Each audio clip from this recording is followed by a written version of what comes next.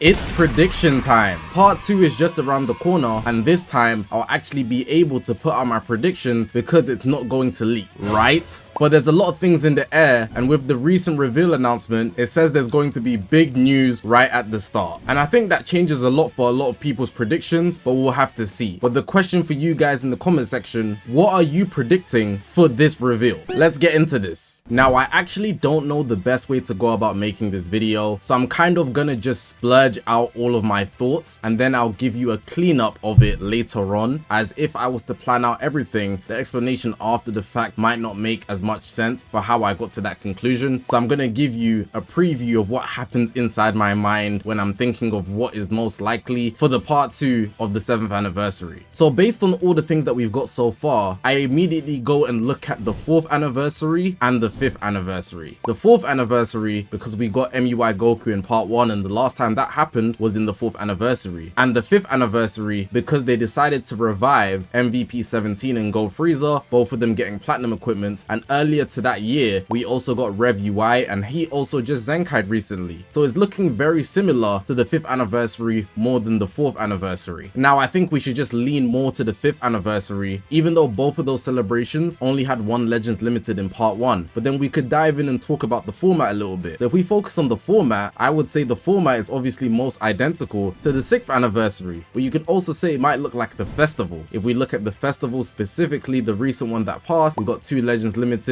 In part 2 we also got 2 Legends Limited and then 1 Ultra, but we don't know if it's going to be like that. It might be like the 2023 festival where we got 2 Legends Limiteds in part 1 and then 1 Legends Limited in part 2 and then 1 Ultra in the end. We literally don't know. There's also the idea of game originals, and all these ideas come flying in, making it very hard to make a conclusive prediction on what I think is going to drop in the 7th anniversary. So the best way I can go about it is to eliminate some factors straight away and basically give you a cleanup of what's most likely in terms of a format and character options before I actually choose the units themselves. So here are my rules for the prediction so you can have an idea of what to expect going forward. The first thing, I am not going to put myself in a box of predicting any type of game originals. There's just limitless potential when it comes to the idea of a game originals. They could actually just do so much when it comes to Fusion Warriors, characters themselves, and then the variations of those. The potential is really boundless, especially with Dragon Ball itself already existing within certain things. It's just mad. So anything regarding a game originals, and that also includes the story mode characters, I'm just not predicting. If they drop that, I'll happily be surprised, and you could say I was wrong because they were going to drop a game originals, but I'm only excluding it because it's just way too hard to put a prediction out for it. The second thing I'm also not including is the likeliness of any increase in rarity. So a lot of people are pushing this Ultra LF idea for part 3. I don't think that it's impossible, but again, if it happens, it's simply outside the bounds of expectation. And even if they do give us an Ultra LF, would it be called Ultra LF? Would it have the Ultra tag? Would it be a different thing? We don't have these details because it's non-existent. So if they do something creative like that, we can't really predict it easily. So I'm also just not going to bother when it comes to things like that. And for the format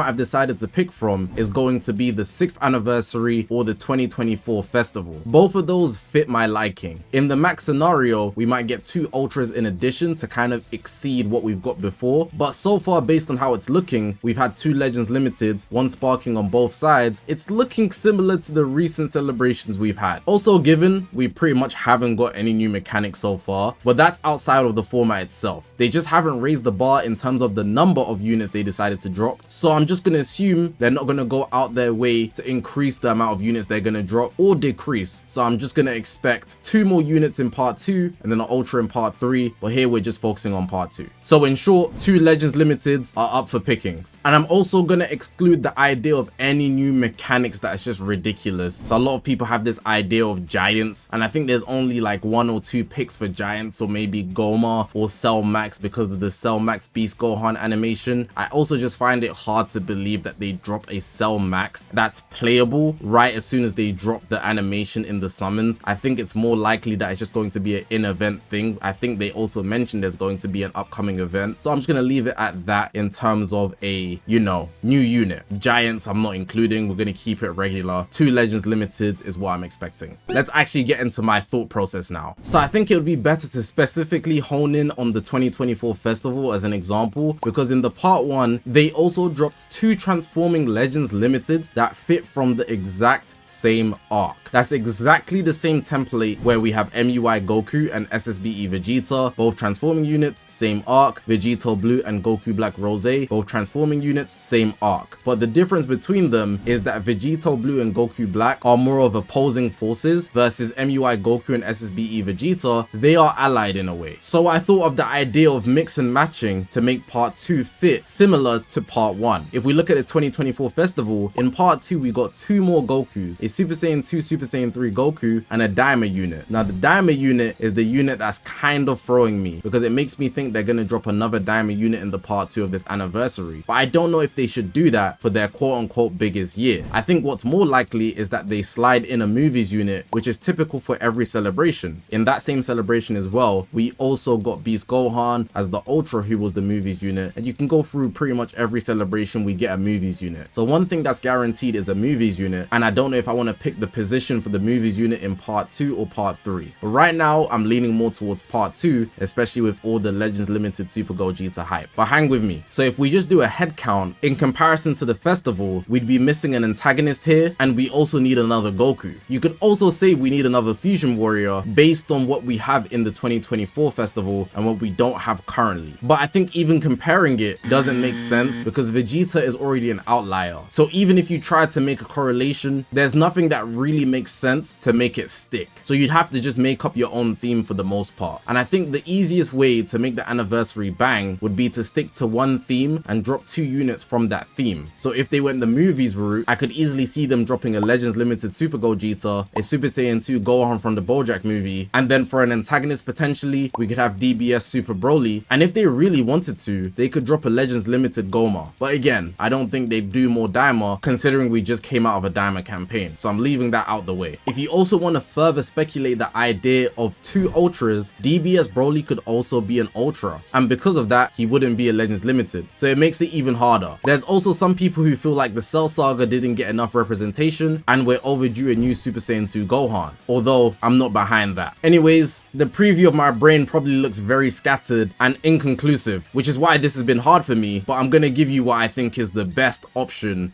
based on probability. There's one thing that I'm 100% locking in for part 2, and it's a Legends Limited Super Gogeta, and the reason why is nothing I've mentioned yet. I gatekept the reason, but I've mentioned it before. It's simply because Dokkan Battle in their 10th anniversary got Super Gogeta in their part 2, which means it's possible for Legends too. And a lot of the time, Legends and Dokkan's schedule align in terms of units that they get. So prior to the anniversary, Dokkan Battle had just released the Kale and Caulifla, which does not fuse, which is pretty interesting to me. And there's a lot of other times where units have lined up the same way. If I'm not mistaken, Dokkan got a hit recently, and now Legends gets a platinum equipment for Ultra Hit. And when Dokkan Battle got Daima having Super Saiyan 3 Mini, we ended up getting the adult versions first, which is ridiculous. So I'm locking in 100% on Legends Limited Super Gogeta in part 2. But the second pick is really what's throwing me. Would they go another hero or would they go an antagonist? And if you're asking me more than anything, it's a much safer pick to go a hero route. And if I had to pick somebody, I would pick somebody that could hang in some way, shape or form. Dokkan Battle also dropped the Super Saiyan 2 Gohan in their part 2, so I might be leaning towards the Cell Saga Super Saiyan 2 Gohan. But I think I'm gonna keep it all movies for part 2, and instead of going the Cell Saga Super Saiyan 2 Gohan, I'm gonna make it the BoJack Gohan movie Super Saiyan 2 Gohan, but this one won't be a transforming unit. But yeah, I know it might sound silly, but my main headlining reasons are simply because Dokkan Battle has done it. Any other thing that I tried to justify to make it make sense simply can be debunked in any other way, but there's one point that I'm headcanoning so hard makes the most sense, but unless I'm right or wrong, that's simply what it's gonna be. The animation from Dokkan Battle looked too good, and I feel they could look even better in Legends, and to upsell the hype, I could just see this being the way to go without a doubt. And that's pretty much it for this prediction video. I know my thoughts have been all over the place, but freestyling it like this, making it feel somewhat unpredictable, very rare from me because I do things organized, I felt it was the best way to go.